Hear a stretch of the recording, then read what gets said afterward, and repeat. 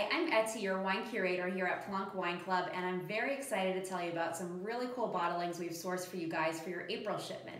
So the first one I wanted to talk about comes from the Willamette Valley of Oregon, and it's made by a great sort of rising star, very small boutique producer called Flanner.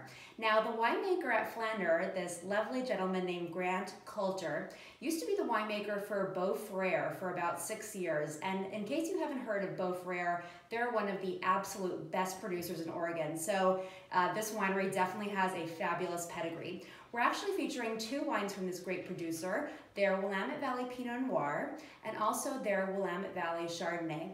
Now, both of these wines are grown organically, they are dry farmed, and they hail from the Chehalem Mountains and from the Ribbon Ridge AVAs. And what I really love about both of these examples is that they're very classic. They show beautiful, perfect varietal character. So starting with the Pinot, this wine really reads like something that you might find in Burgundy, but it definitely has some Oregon character. So a little bit more body, but it still has that elegance, grace, beautiful acidity. It's just such a classy bottling, and I'm really excited to be featuring these wines. And then their Chardonnay also reminds me of something Burgundian. So typically with domestic Chardonnay, you'll see something a little bit fuller and bodied. Like for instance, the wines that you see coming from California often have a lot of oak. They're sort of richer in style, a little bit creamier, that sort of buttery popcorn character.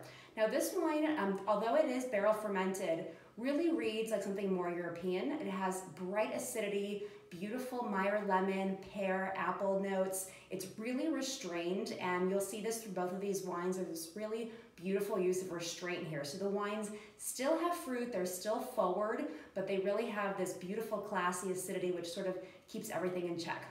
And then moving on to Argentina. We're featuring a really cool Malbec from a great young sort of cutting edge producer named Matias Riccitelli.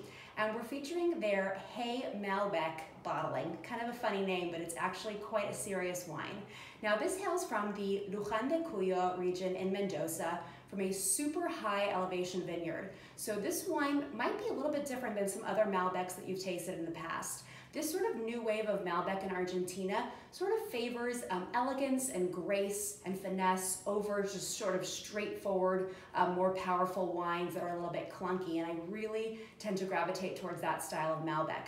This wine shows beautiful notes of violets, lots of blackberry fruit. It's really elegant in the mouth as well, and we're really excited about this great find from Mendoza.